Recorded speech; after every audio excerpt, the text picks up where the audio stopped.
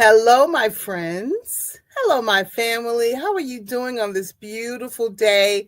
It is Wednesday. It is March the 26th, 2025. It is 7 o'clock on the East Coast. And you know, I have to always tell you what time it is and where we are. And let me tell you, you have joined the Power of Transformation broadcast. I am Dr. Paula Obi, and I'm your hostess. And we come together every Wednesday and we chat with wonderful guests and we have heart to heart conversations. And tonight you're in for a treat. I'm going to tell you, you're going to hear some things and you're going to laugh. You may cry. So go ahead and get your Kleenex, go ahead and get your water and do what you have to do because we're going to have a great conversation with two of the most wonderful women I've ever met in my entire life. We're still celebrating Women's Month, and this is a great way to close it out. So whenever I tell you, I'm telling you to tag your friends, call them if you have time, send them a text, tell them to join us on the Power of Transformation on the ALH broadcasting. And when I ask you to do something, trust me, I'll do the same thing. And we'll see you soon. Take care.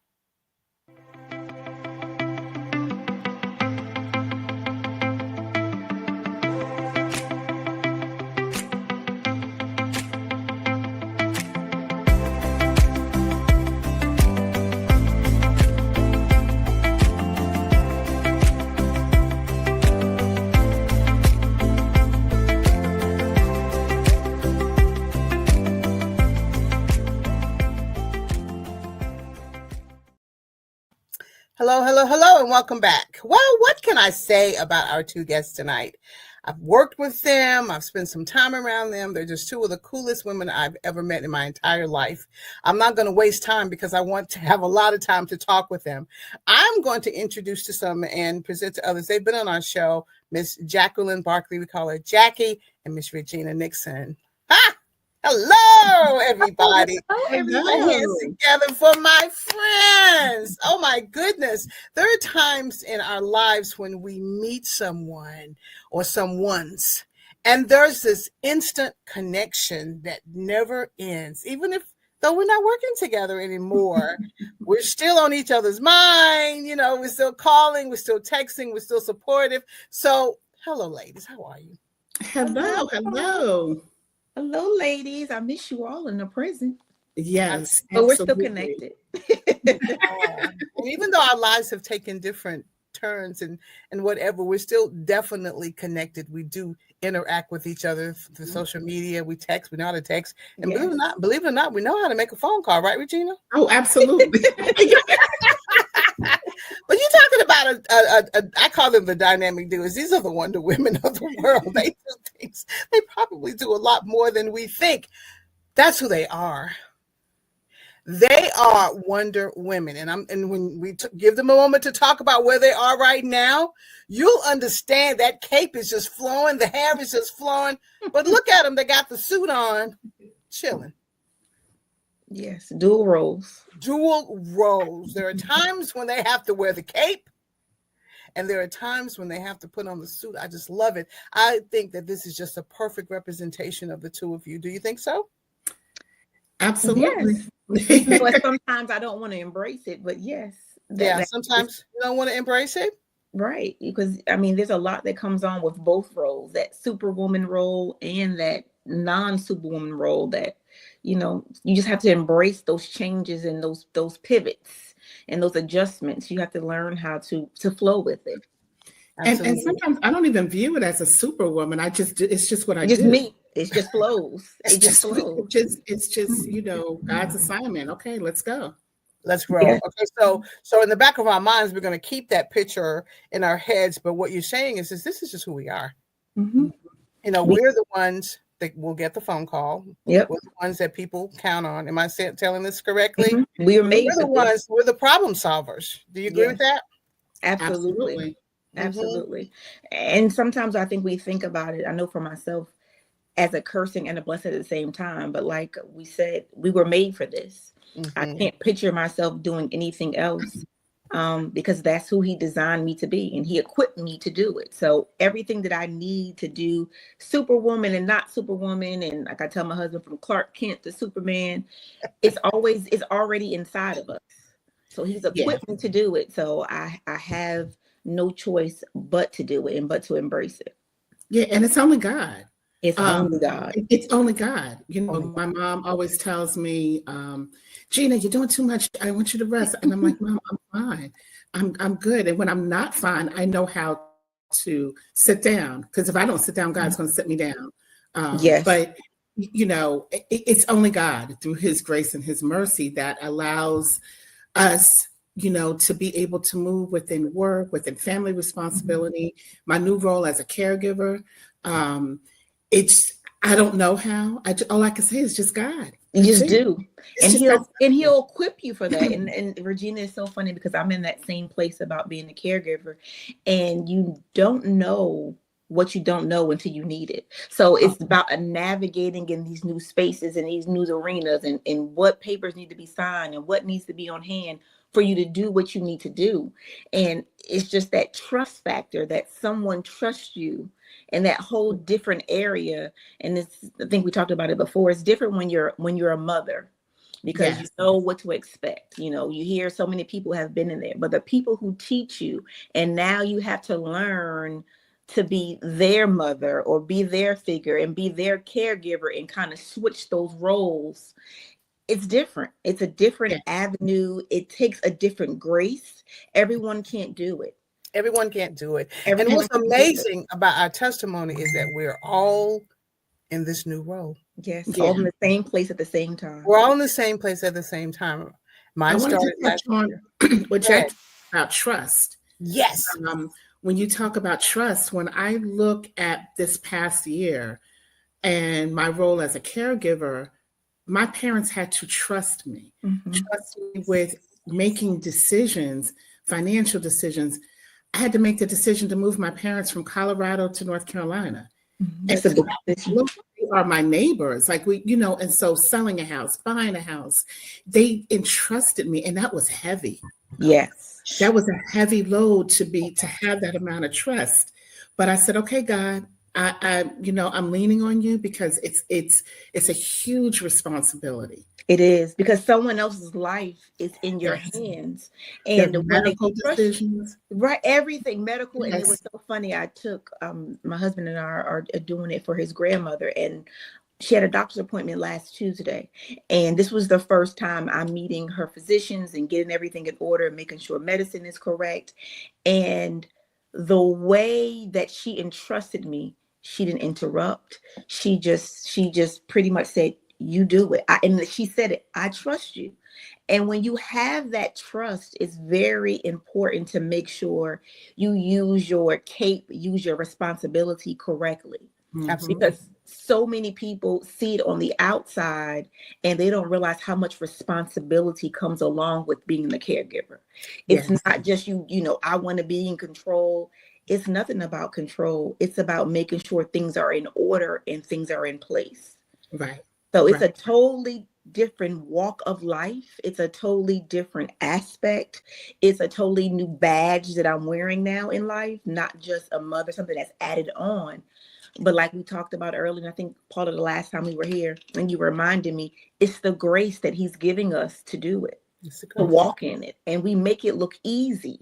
We do. And I had that conversation with my husband actually today, that when we do things that God has assigned us to do so effortlessly, and he gives us grace to do it, it makes people think it's so easy that they can do it until they get into our shoes and be like, oh, this is not easy. It's not. But because of God's grace, he makes us walk into it effortlessly, because he's there guiding us and leading us, and he has us. So we don't walk out there alone. And you know what's really amazing about what you're saying, and I'm going to let you guys talk because I've talked about my situation. What's really important is to understand that everyone cannot earn that level of trust. No. Let's just make that really clear. Yes. Those of you that are out there going, oh, I can do this. Trust me, we've been watching you, how you handle things up until now. We cannot give you this level. God can't give you this level. You're not trustworthy. Exactly what's going to happen. Within just a few weeks, a lot of things will be in jeopardy, and we cannot afford for another life to be in jeopardy because this person is not emotionally capable. I'm sorry if I'm stepping on your toes, but it's true. He's got to depend on us. Yes. It's like Regina said, they had to depend on her to be able to be fiscally accountable, to depend on you to be able to talk about medicines, prescribed medicines that are regulated by the government. You got to have your head on straight. Yes. Oh, yeah. I mean, I just went with my dad to his primary care doctor, and I took the sheet of medicines and I said, hey, can we just go over this? Exactly. Because I want to make sure that I am sorting and giving his medicine correctly. And the doctor did appreciate me. We went through one by one, and then I came back, I adjusted. But I said, wow, if I don't get this right, and I do this wrong, there are implications for that. Yes. And so, when we talk about trust, we talk about the way we move. The mental part of carrying that load is something that I was not prepared for. And I think I shared this with you guys. There's books for how to raise babies and kids and all this.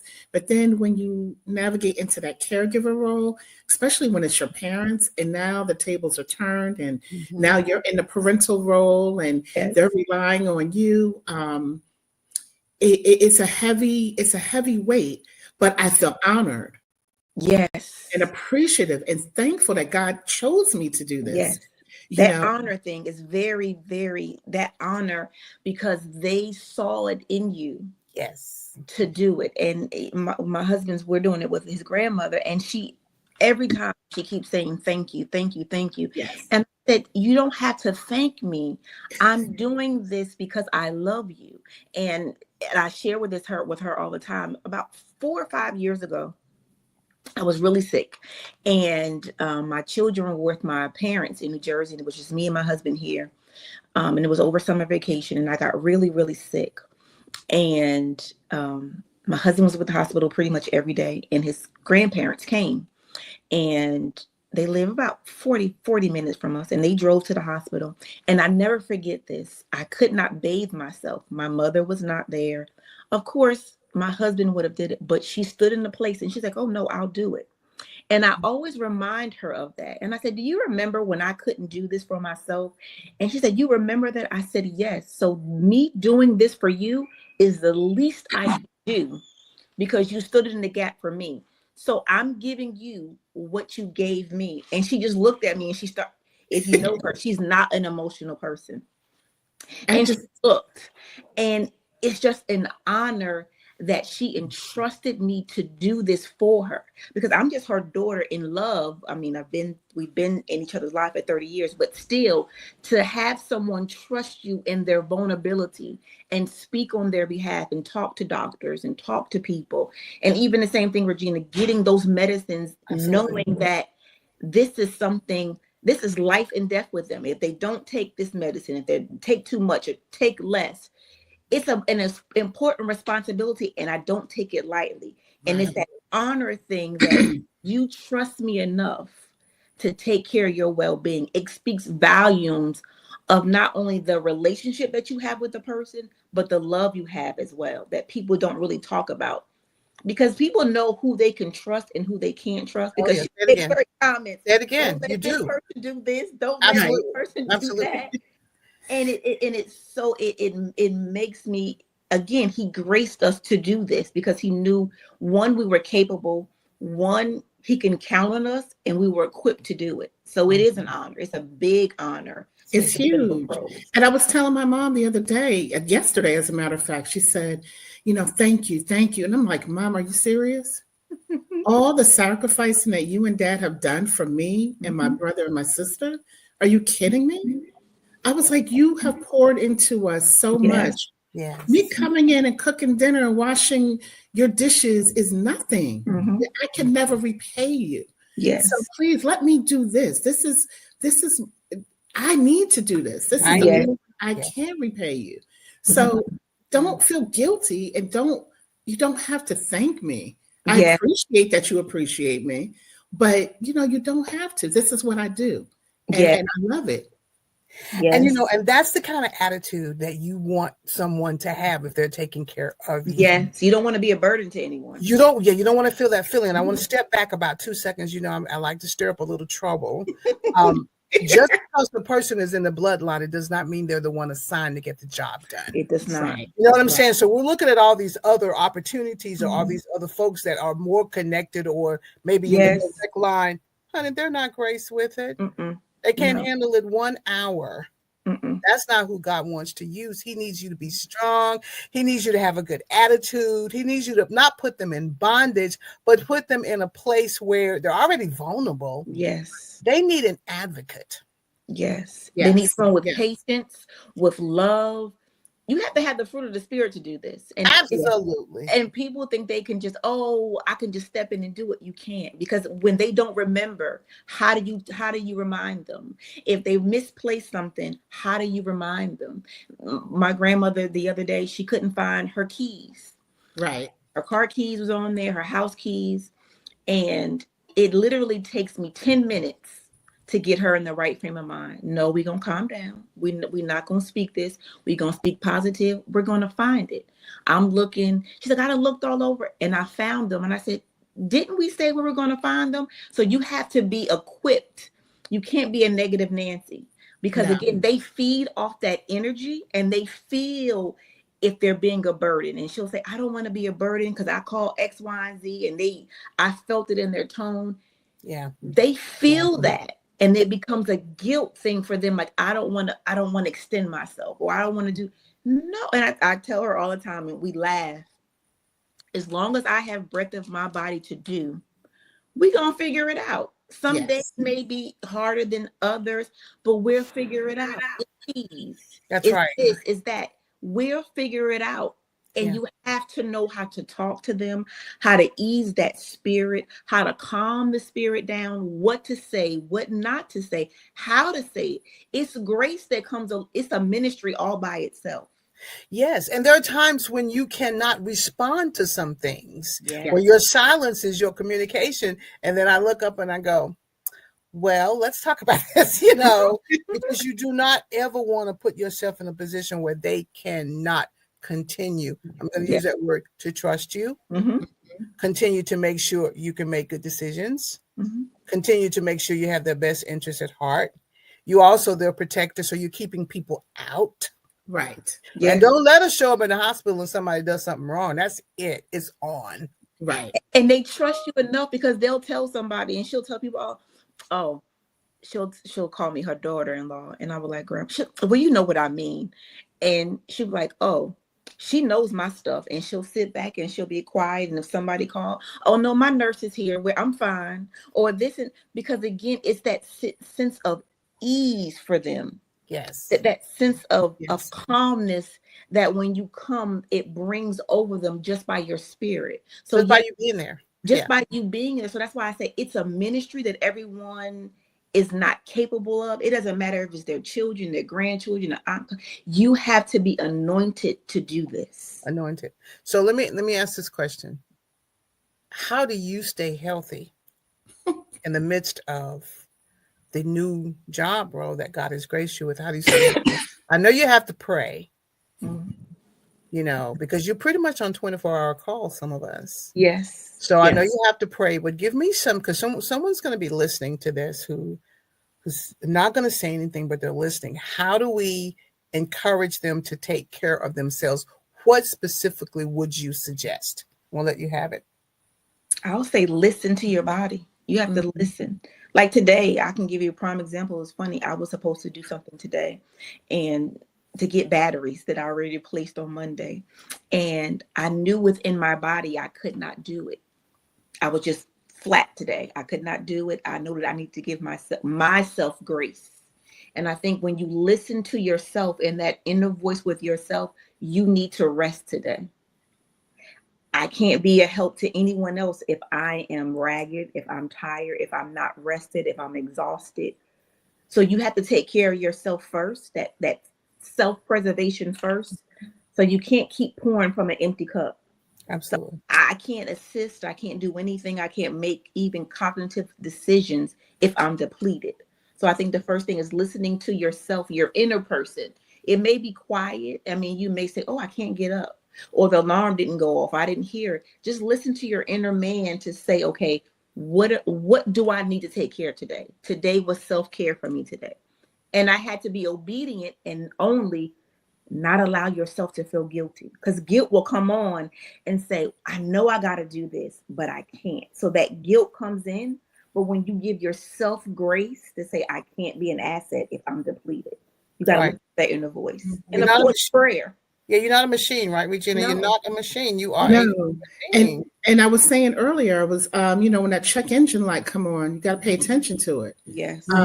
And the self-care, I'm not perfect with the self-care. Some days I do it well, other days I don't, in full transparency. But when I do it well, what it looks like is a routine.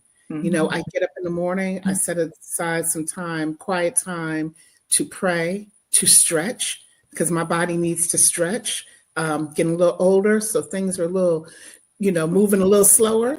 So I start that, 30 minutes to an hour in the morning, making up my bed, just little things so my environment looks good and it feels welcoming.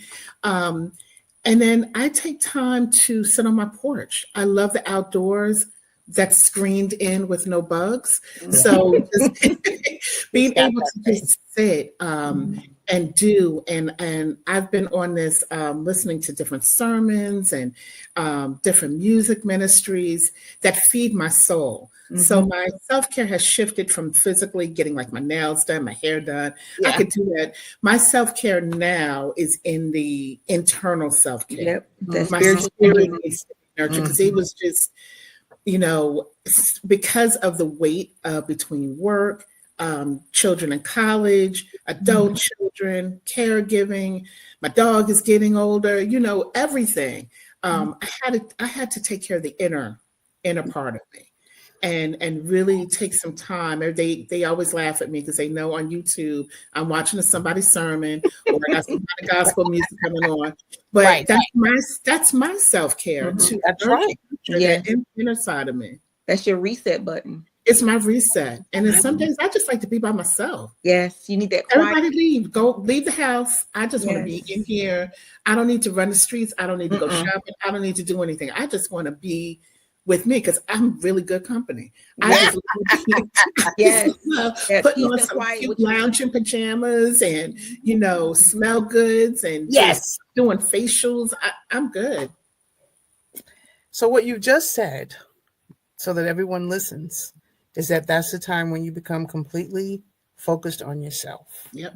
Because there's absolutely no way you can take care of anybody else. Now, you guys have been mothers.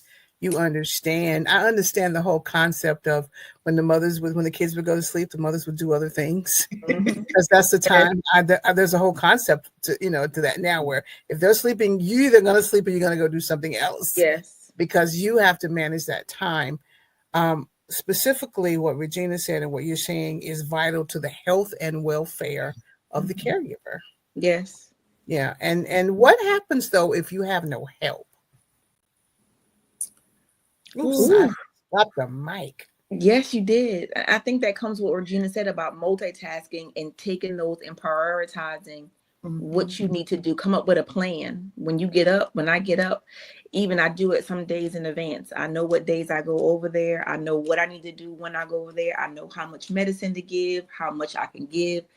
You have that, you become in a routine.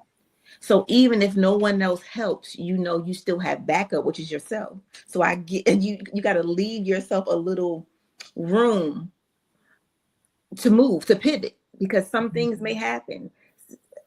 Just like last week, there was a storm where she lives and it knocked out the TV and the phone. So there was no communication whatsoever.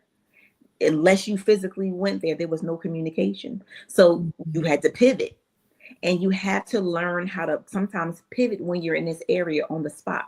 You don't know. You could the phone is just ringing. She may not hear it. Or the phone was ringing because it wasn't working.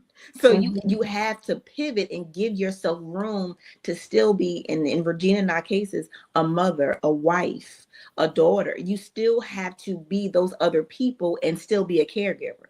So each person was inside of yourself needs their own thing. So my husband has to have time. My kids have to have time. I have to have time to, like Regina said, sometimes I can sit in my room pitch black. I don't want no TV on, no phone. I just want me and my thoughts and God alone to communicate, because there's so much going around. And then you got to be caregiver. Then it's like it rotates. Yeah, It rotates. switch. It switches. You wear those different hats. So some days I'm a hat, I'm the mom. Some days I'm the wife, you know, and you still have to be that person to yourself. Mm-hmm. So if you have no other, and I'm grateful because my husband is there, but when you have, and sometimes he can only do but so much because it's personal for him. You know, it's seeing someone that you love not in that same area or arena or strength that they were in before, that you're used to them being. So she may not can get up and cook, you know, fat back and grits like she used to, you know. So it's different seeing that. It's an adjustment. It's an adjustment. An adjustment. So sometimes it's not as easy for the other people to make that adjustment because they're so attached and they don't know how to pivot quickly. Well, again, when God graced you for that and he puts you in that arena, he shows you how to pivot, how to move. Okay, she's not the same person she was yesterday. She's not the same person she was 15 years ago. Right. And I remind her of that. You're not the same person, and that's okay. And that's okay. That's okay. And the theme of what you're saying here is it's okay. It's okay. Yeah. It's okay. That's okay. That's all they need to hear sometimes. It's okay. And we need to say that to ourselves. Mm-hmm. So it's going to take me an hour and a half versus an hour. That's nice. Yeah. You know, if I've taken care of the high priority listing, the question that I asked of you by yourself, you have to be a little organized, mm-hmm. right? Have a plan. You have to have a plan. And that's how it's done. 9 times out of 10, if God has chosen you, it's because that you were faithful over the few things in other areas of your life. You didn't let it completely fall apart. Yes. You didn't let others completely fall apart. You took care of them. So now he's going to make you ruler over many. This is a big ruler over many portion. He can trust you. You're a great planner. You know, you are a great sensor. Both of you are great sensors. You feel things and you say, let me do this. Mm-hmm. He needs you to be open to that. So all of the above, right? And I would say when you're saying if you don't have help, I think like Jackie said, you have to pivot. Mm-hmm. So maybe your help doesn't come from family members or, you know, people that you know. You may have to pivot and kind of research some community organizations that can help. If you have a church family or your friend group, you may have to think outside the box for your help. Mm-hmm. And then if you can't get help with the caregiving side, there may be some other areas that you can get help with. So I know I work with some fantastic colleagues that if I need help with something at work, all I have to do is ask and say, hey, listen, I'm dealing with this, and that. Would you be able to take this off my plate? All right. And so that would free up some time to help in the caregiver side or whatever it may be. So I think just being creative and even though we're calling ourselves, you know, I'm saying superwoman or whatever in quotes, the reality is that we're human. Yes. And we have to have grace, give ourselves grace that we cannot do it. Do it all. Yes. And we have to be able to reach out to our extended support system. Our tribe. We have to. Tribe. There's no way you can do this without, you know, talking to the neighbor to see if they can pull your trash can in. You know, just little things. Yes. You know, little things that take every little thing taken off your plate, it adds up. And then you're like, whoo. So when people say, how do you do this? It's because my support system outside of this has been awesome. Phenomenal. Awesome. Phenomenal. I tell you, one of the things that I absolutely love is my iPhone. If you're not iPhone folks on the screen, I'm sorry. Because without FaceTime, the very first couple of days, there's this one lady and she knows who she is in my church. I would just call her and she'd say, well, FaceTime me and turn the camera around. And that was my training. Because, you know, for some of this, there needed to be some form of training and there wasn't. Mm-hmm. Right. But she'd say, well, turn it, let me see it, you know, face, you know, and all of these tools, she's the person that God sent to help me to be a part of the tribe, there's so many others who step in because we allow them to. That's the one time, this is the one time where I have not tried to be Superwoman. Now I'm very, and I'm going to say this because of who I am. I'm very particular. But I was very particular before. Yes. So this is just an extension of who I am, because I know that there are some people who will tear something up into shreds and I'll have to clean it up. Yes. So what I try to make sure is that the person, again, they may want to help, that they're in their strengths, not in their weaknesses. And you're dealing with just kind of a newness. For me, it was just kind of new. Yeah. It is. It's a whole new world. And I think so many people, especially now in this age group, that's what you're dealing with. You're dealing with, in some capacity, being a caretaker. And it may not even be, going to doctor's appointment. It may be, my parents are in New Jersey. It may be calling my mom's phone stopped working, her iPhone. I need a new phone. Okay, I'll go ahead and order it. It's little things that I think we take for granted of what being a caretaker is. And I don't think a lot of people even realize that they're walking in the caretaker role, because they think of it as being, I have to have medical power of attorney, or I have to be this, I have to be that. No, just walking through your parents, if you have senior parents, walking through how to hook up Alexa, how to, how to hook up their phone. That's all caregiving. Because again, like I said, my mother would tell me, don't buy your father anything electronic for Christmas, because you're not here to set it up. So unless you're going to come here and set it up, don't buy him no new electronics. Because again, that's a different area for them. Right. So technology is my area. I love technology. So he'll call me, Alexa is not doing X, Y, and Z. How do I do that? I'm 3,000 miles away. I'm in North Carolina. They're in New Jersey. That's still part of caregiving. Even though I may not be able to go to a doctor's visit with him, that's still me taking the time to being a caregiver to my parents. Taking the time. Yeah, so like my siblings do that, because like they're not here, but technology is not my lane. That's not my lane. My dad looks at me, can you hook this up? No, I cannot. But let me call my brother, and when he's in town, he'll hook it up for you, or my sister, they'll hook it up for you. Yes. So kind of dishing off some of those responsibilities, because that's not my lane. I'll get frustrated in there and tear your stuff up. But you gotta learn your lane. And that's the thing about it, is when you learn your lane, there's no traffic. Right. I can do what I do.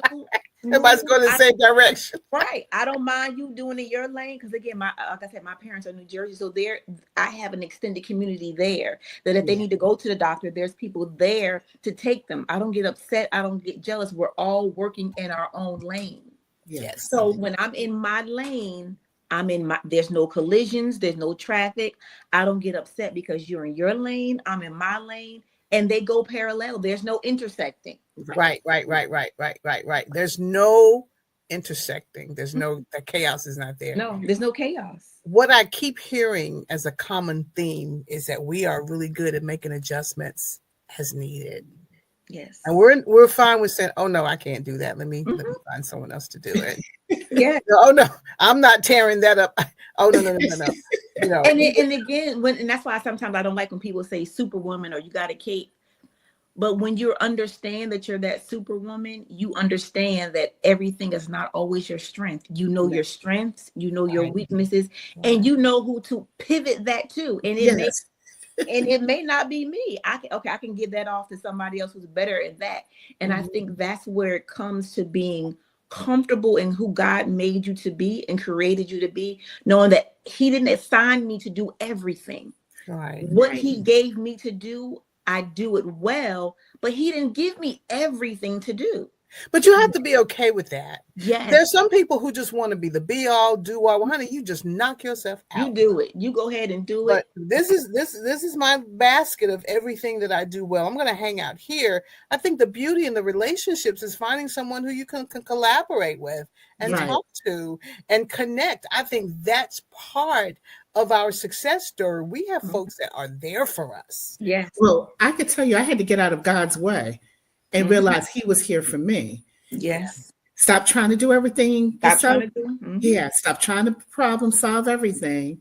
Bring it to me. Take your hands off of it so that I can, move and work on your behalf. So for me, I had to get out of God's way on a lot of things. I was like, and it was almost as if he said, I've been waiting for you to come to me. Right. I've been waiting for you to I take saw my you hands off. struggling. I saw you not sleeping. I saw you reach for that piece of cake. I saw you. Or piece of Coping chocolate. mechanism. A Yes. piece of chocolate. Right? But that's what happens. We get coping mechanism where we're not operating in what we're supposed to be operating and allowing God to be God. Mhm. And that's what I had to learn. I mean, I'm still in, my word for this year has been boundaries. Yeah. I can only do what I can do. And that's it. I can't be all to, I mean, I've had people call me at 3:00 in the morning. I have people call me in the hospital to pray for them. And I had to realize I need to move out the way because I'm not going to be the stumbling block for you to get to God. Right. You need to seek. Sometimes people have to seek God directly for themselves and don't use you as an scapegoat or as a crutch. I don't want to be anybody's crutch. I want you to see God face to face and get that answer for yourself. Now, if he needs me to be assistance, but he don't need me to be in the way. So I had to learn how to say, okay, move. I know your intentions are good, but move. Shut up. Yeah. Let this go. Let them. And sometimes that also means letting people get consequences that they deserve. And that's a hard pill to swallow when you see someone getting consequences that they deserve and you want to stop it. And God's saying, no, let the consequences flow. I'm here for it, but you gotta let the consequences flow. So I'm like, okay, God. Yeah, right. And along those lines, obedience. When you talk about consequences, and I look and I go, gosh, what if I was not obedient to what God said? That consequence would have been just, I wouldn't be here in this situation. If I was not obedient when God said apply for that job. I would not be in a hybrid situation that allows me the flexibility to keep my eye on my parents or take them to the doctors. I wouldn't be in a supportive work environment. When I just look at when he told me to move or he told me to stay, and when I was obedient, he saved me from those consequences. So he saved you, yes. Yeah. And last year, you remember what I was going through last year in my own professional life. It caused me not to pay attention to my father.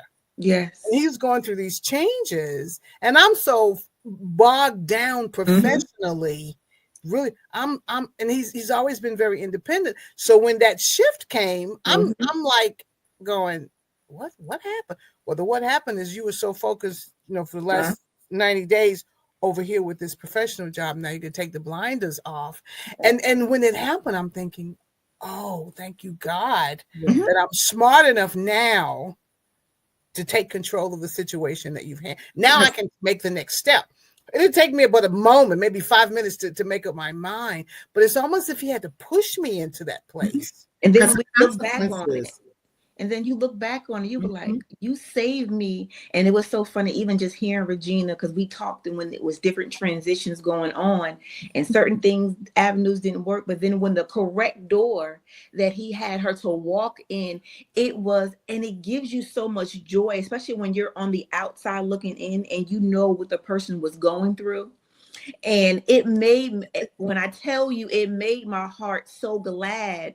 And I was telling somebody, for God to bless you, you have to learn how to be happy for other people when they get their blessing. So it was a lot of things that led up to that. I mean, there was a lot of doors that were closed and we were like, okay, God, what's going on? But then when the right door opened for her, it was like, okay, God, now I see why those doors were closed, because specific door open for you to do everything else for her. And it just like, boom, it all lined even to where she moved. And it was you just have so much joy when you're walking. And again, when you're in your own lane and you see God blessing other people in their lane. Yes. There's so much joy. There's no bitterness. There's no jealousy. There's no competition, because they're walking in what God called them to be. Yes. Walking what God called me to be. So even though that we may not be in the same place professionally anymore, our lives still matched up spiritually. Absolutely. And that's amazing. It lined up spiritually. It lined up. We fed off of each other spiritually. Yes. And continued to support each other. Now, definitely, Regina knew what was going on in my life last year.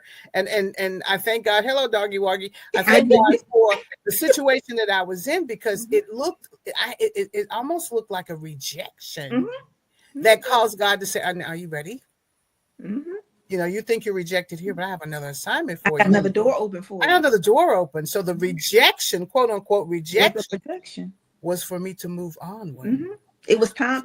And God, he's such a wonderful father. Sometimes he knows you're not going to do this voluntarily.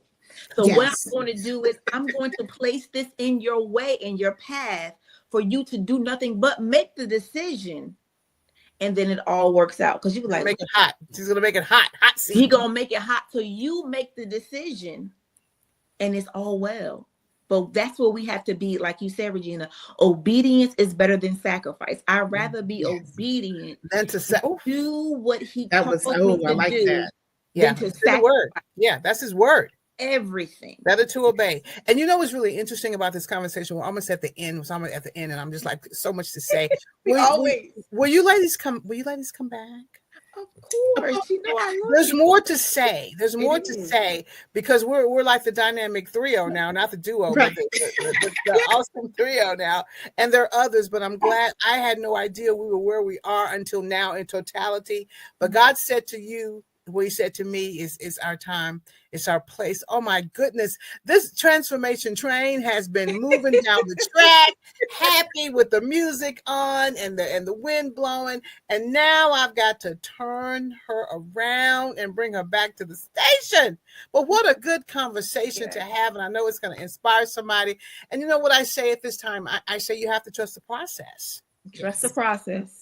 And this broadcast is based on an excerpt from Romans 12:2, that you be transformed, which is what we're talking about, by the renewing of your mind. We had to change our mind, change our thinking, and be transformed. So now the power transformation train is just chugging along. I've turned her around. I'm getting ready to pump the brakes. Boom. Regina and Jackie will be back, because there's more to say. Yes. This is our ministry. Regina and Jackie, this is our purpose. Yes. And we have to walk in that calling, because Absolutely. God trusts us. You got anything last minute to say? I'm going to give you about a minute or so, and then we're going to have to, I hate to leave us, but Lord knows this is juicy, but we got to rock and roll. I just agree with what you said, Paula. Walk in your calling and your anointing that God has placed in your life. Yes. And when you do that, there is no traffic, there is no deviation, there is no anything but just walking in the will that he has for you. It won't always be easy. I'm not going to say that. There will be opposition, but you have backup. Absolutely. And the best backup in the world. Yes. He said, and stay grateful. And stay grateful. I was going to say, stay grateful throughout everything that you go through. Give him thanks. Good times, hard times, the trials, the tribulations, give him thanks. Yes. Give him thanks. So just knowing that we can give him thanks, just knowing that we're in the right place at the right time, but humbled by the fact that he chose us, makes me want to give him praise. Yes. Okay, everybody, I really am going to wrap this up. I'm having a wonderful time. We had a great discussion. We are just grateful for what the Lord is doing. However, we're going to have to, come back next time.